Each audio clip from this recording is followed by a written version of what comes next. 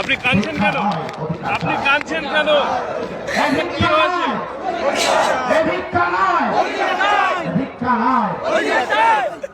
আপনি কাঁদছেন কেন? কি হয়েছে আপনার? আপনি কাঁদছেন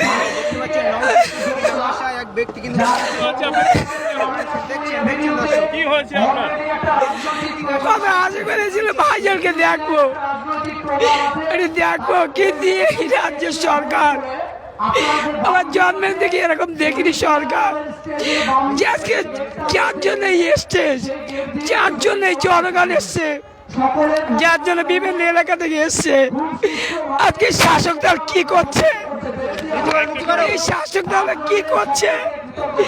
জন্মের পর থেকে আমি এরকম শাসক দল দেখিনি। দিদি তো বক্তব্য রাখে যে গুজরাট খারাপ, এই দেশ খারাপ, ও দেশ খারাপ। আজকে মুখ্যমন্ত্রী, তুমি জেনে রাখো এই পৃথিবীর থেকে একটা মাত্র সব থেকে খারাপ দেশ তুমি করছে এই পশ্চিম বাংলা।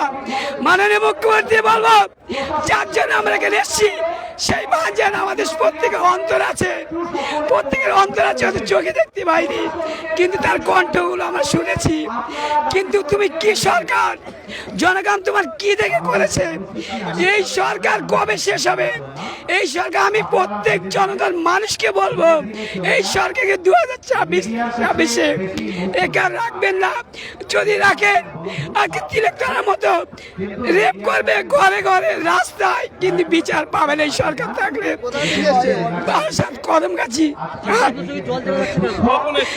অনেক কষ্টে এসেছি, খেয়েছি আমরা।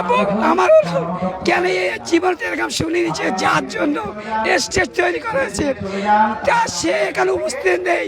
তাহলে কি সরকার?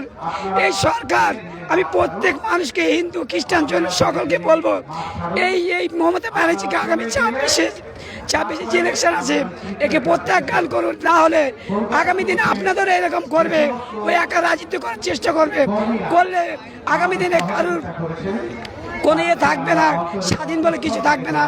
স্বাধীন যদি হতে হয় মমতাকে সরাতে হবে, মমতাকে না সরালে এইভাবে চলতেই থাকবে, মানুষ কোনো সুরক্ষা পাবে না। আমরা আজকে ছোট ভাইকে দেখার জন্য এসেছিলাম, যার জন্য এইসব এত অ্যারেঞ্জমেন্ট।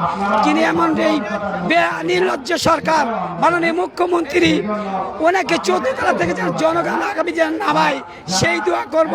আর প্রত্যেক হিন্দুদের বলবো আশীর্বাদ করবেন। আগামী দিনে নওশাদ সিদ্দিকী আপনাদের হয়ে লড়বে, প্রত্যেক জাতির হয়ে লড়বে। এই মমতা বান্দায় এ শওকত মোল্লাকে বলেছিল তুই বোমবাদী, শোকে দায়িত্ব দিয়েছে। এ সরকার শুধু তোমার বোমবাদা নিয়ে কাজ, এ সরকার লুটের কাজ।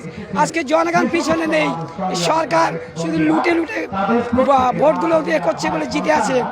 আজকে একটা সাধারণ বিয়ে হলে ভালো ছেলে খুঁজি, আজকে একটা ভালো মেয়ে যদি কারোর সঙ্গে বিয়ে দিতে হয় ভালো ছেলে খুঁজি।